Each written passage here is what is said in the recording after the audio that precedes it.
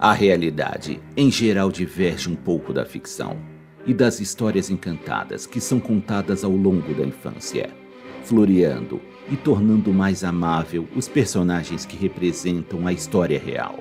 Mas dificilmente uma ficção consegue se aproximar, ainda que remotamente, da incrível e improvável história de uma das personagens mais rebeldes que já representaram a realeza. A história de Cristina, rainha da Suécia, é incomum e desafia preceitos ao contar as desventuras de uma rainha independente e livre, muito à frente de seu tempo. Em 1626, nasceu a única filha e então herdeira do rei Gustavo Adolfo II da Suécia, com Maria Eleonora de Brandemburgo.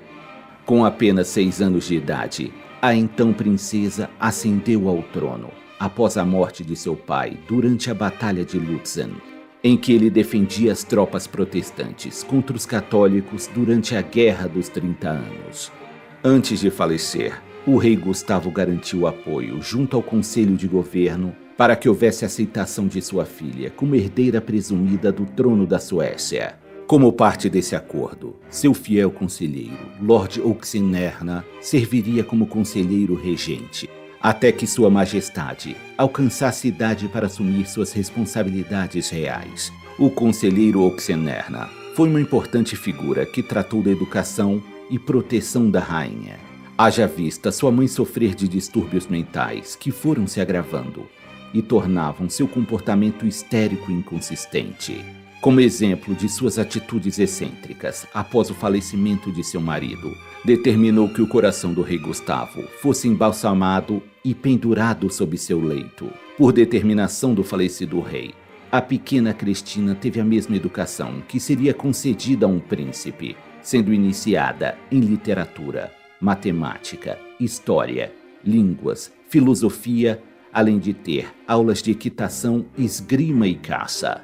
Sua sede por conhecimento era incomparável, e Cristina dedicava muitas horas de seus dias aos estudos, o que a tornou uma das mulheres mais cultas de sua época, capaz de dialogar entre os círculos mais seletos e discutir diversos assuntos entre a intelectualidade de sua época. Dentre os diversos assuntos de interesse da jovem rainha, sua paixão se tornou as artes e as ciências. Enquanto outras capitais europeias cultivavam um séquito de importantes expoentes do pensamento e da cultura, a Suécia não possuía grandes ícones nesta área.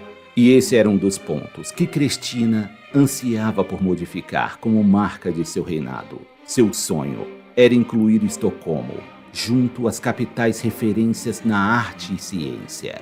Em 1644, a jovem alcança a maioridade e assume o trono.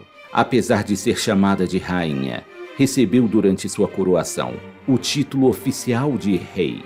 Como marca de seu governo, inicia um projeto de transformar Estocolmo na Atenas do Norte, com significativas aquisições nas áreas dos novos conhecimentos e cultura, comprando peças de arte, bem como diversos instrumentos científicos, como forma de ter uma coleção de itens finos em seu acervo. A rainha também fez um pesado investimento na aquisição de livros, que comporiam uma exuberante biblioteca, alcançando seu objetivo ao atrair diversas personalidades acadêmicas, que requisitavam visitá-la para possibilitar os estudos nos diversos livros de seu acervo.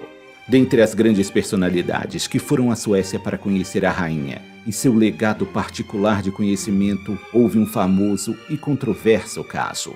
O expoente e filósofo René Descartes aceitou uma posição como erudito e professor da rainha.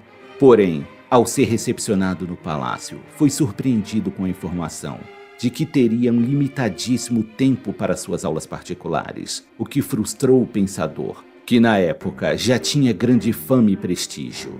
Em que pese serem raros os encontros entre ambos, estes eram repletos de acalorados debates. Enquanto a rainha queria focar seus estudos na Grécia Antiga e nas artes, para a grande frustração de Descartes, o pensamento cartesiano e a metodologia do filósofo não agradavam à soberana. Estas incompatibilidades resultaram em discussões que se tornaram desagradáveis, haja vista o temperamento exaltado da monarca. acostumada desde jovem a não ter suas opiniões contestadas. Os embates tiveram pouca duração, pois passado pouco tempo da chegada de René Descartes, ele veio a falecer. Acredita-se que o clima frio da Suécia foi o motivo para a morte prematura do grande filósofo, após uma suposta pneumonia. Enquanto monarca, a rainha Cristina sentia grande dificuldade em negociar com os membros de seu governo, e sua frustração crescia na medida em que sua personalidade autoritária requeria obediência dos seus súditos. Não eram incomuns os eventos em que a rainha era vista exaltando-se ao ter decisões questionadas ou meramente ouvir uma opinião contrária dela. Esses eventos recorrentes desgastaram seu relacionamento com Lord Oxenstierna, ocasionando a exclusão de seu antigo conselheiro do governo.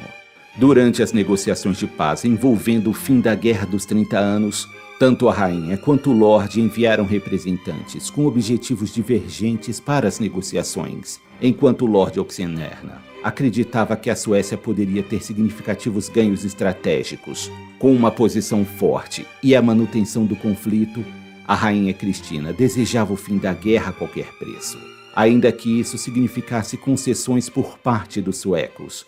Este embate diplomático resultou a favor da posição da rainha enquanto representante da Suécia nos Acordos de Paz de Westfália, que foi uma série de tratados que encerraram a Guerra dos 30 Anos. Para o desespero de parte do Conselho e do governo sueco, a rainha concedeu a paz, em troca de centenas de obras de artes, livros e itens para sua coleção particular.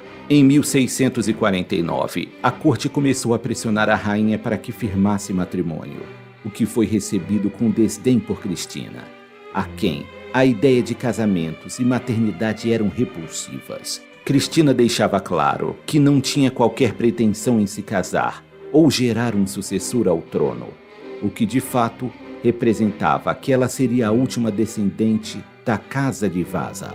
Essa decisão, aliada ao seu comportamento muitas vezes agressivos e modos masculinos, obtidos por sua educação recebida ao longo de sua vida, tiveram início rumores sobre sua opção sexual. Rumores esses alimentados pela própria rainha, que tinha um senso de humor incomum e um gosto inusual por chocar e desagradar aqueles que tentavam impor-se a ela. A rebeldia às convenções seria o padrão que marcaria toda a sua vida. Ainda que sobrasse coragem para desafiar as normas e os padrões da sociedade sueca, havia um sonho intransponível almejado por Cristina. Sua admiração pelas artes e cultura não eram apenas acadêmicas, mas cultivava uma veneração por Roma e um desejo de se converter ao catolicismo. Com uma mente curiosa e de inteligência incomum, Cristina começou a questionar o posicionamento da Igreja Protestante e desejava ardentemente modificar alguns dogmas de seu próprio país. Mas considerando o esforço que seu pai dedicou para lutar pelo protestantismo, dando inclusive sua vida nesta guerra, esta era uma batalha que nem a ousada Cristina era capaz de enfrentar. Em 1651, o desgaste de seu papel se tornou extremo e a rainha Cristina colapsou de exaustão.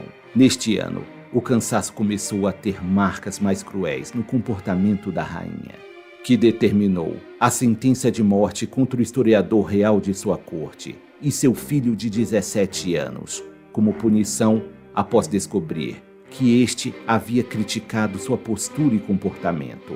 Esta atitude autoritária reduziu a popularidade da rainha frente a seus súditos. Cansada da coroa, Cristina fez movimentos em pró-abdicação ao trono, mas seu conselho a dissuadiu da ideia, barganhando com a rainha, que em troca de sua permanência, eles iriam desistir de qualquer esforço para convencê-la a se casar. Ainda assim, em 1654, Cristina, então com 28 anos, foi firme em sua decisão e tomou medidas para ceder seu trono em favor de seu primo, Carlos Gustavo.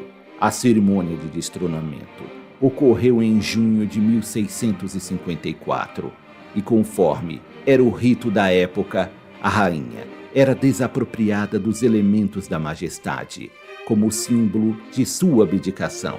No momento da retirada da coroa, Sob o peso daquele evento, o nobre que executava a cerimônia hesitou, e coube à própria rainha Cristina remover a coroa de sua cabeça, demonstrando altivamente sua decisão e seu arbítrio sobre a vida que escolhia. Livre das amarras reais que a prendiam por tanto tempo, Cristina impetuosamente iniciou uma viagem pela Europa, cujo destino, ainda que inicialmente ocultado, não poderia ser outro que não Roma. Ao longo da viagem, enquanto estava em Bruxelas, ela se converteu secretamente ao catolicismo. Mas se o objetivo era descrição, a rainha falhou miseravelmente, pois ao chegar em Roma, foi recepcionada por uma grande festa, organizada pelo Papa Alexandre VII em sua homenagem. A Santa Igreja não podia hesitar em utilizar a conversão daquela que foi rainha da Suécia, pois esta representava uma grande vitória do catolicismo sobre o protestantismo. Durante um mês, celebrações foram organizadas em homenagem a Cristina, inclusive com convites a participar de cerimônias com o Santo Papa. Com toda essa comoção, a notícia de sua conversão alcançou os regentes suecos e o governo cancelou o auxílio econômico que havia sido concedido à ex-rainha, o que fez com que ela buscasse favores de seus novos aliados para possibilitar uma nova fonte de renda, além de um novo status social, já que a destituição de sua posição nobre refletiu uma perda de significância política humilhante para quem foi treinada desde a infância para ser considerada soberana. Cristina buscou favores de seus aliados e logrou um acordo com o rei Luís XIV da França para que lhe fosse concedido o reino de Nápoles, cuja população lutava contra o domínio espanhol com apoio da França. Entretanto, a dificuldade em controlar seu temperamento autoritário rapidamente demonstrou que havia um grande risco em indicar Cristina para governar um novo território. O evento fatídico que aniquilou suas prospecções de retorno a uma posição de autoridade foi quando, de forma efusiva, Cristina condenou à morte seu mestre de cavalaria por um mero capricho em uma controversa arguição de traição. Ainda que houvesse admissão de culpa pelo nobre, a forma cruel e insensível que Cristina condenou e determinou sua execução na frente de todos escandalizou as cortes, até então suas aliadas. Este evento afetou de forma negativa a popularidade de Cristina e reduziu significativamente os patronos de suas causas. Com suas opções reduzidas e somando dívidas, Cristina retornou à Suécia e se propôs a retornar ao trono após a morte de seu primo, o então rei Carlos, em 1660. Porém, a mera sugestão de uma rainha católica em um país protestante era impensável. Por isso, suas atenções se tornaram para o reinado da Polônia, após a abdicação do rei João II, que também fazia parte de sua dinastia. Mas lá, ela também não teve sucesso. Recusada pelos governos de sua terra natal, Cristina retorna a Roma, onde permanece até o final da vida, apoiando artistas e pensadores, mas sem gerar maiores impactos e controvérsias. Quando de sua morte, em 1689, novamente sua conversão foi exaltada pela Igreja, que patrocinou uma grande cerimônia para o seu velório, ressaltando sua vida como um triunfo da fé católica, rememorando como ato de coragem de Cristina abandonar a condição de rainha para abraçar o catolicismo. Dessa forma, seu sacrifício lhe rendeu um local de descanso sagrado na Basílica de São Pedro, honraria concedida apenas os mais altos expoentes da fé. Apenas 3 mulheres na história foram enterradas nas criptas do Vaticano. Na vida e na morte, Cristina foi um marco de sua época e destacou-se antes demais.